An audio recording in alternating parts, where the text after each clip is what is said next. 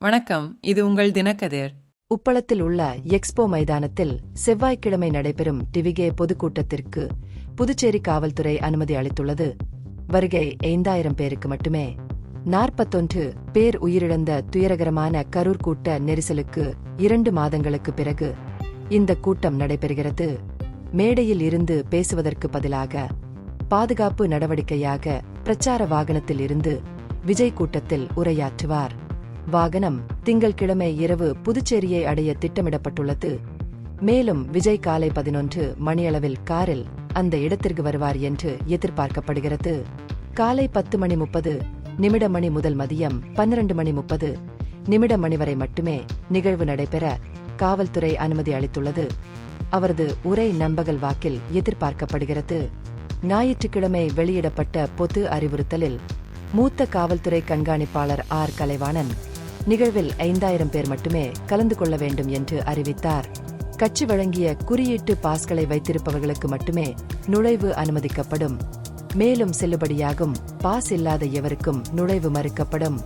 பாதுகாப்பு காரணங்களுக்காக குழந்தைகள், கர்ப்பிணி பெண்கள் மற்றும் மூத்த குடிமக்கள் பங்கேற்க அனுமதிக்கப்பட மாட்டார்கள்.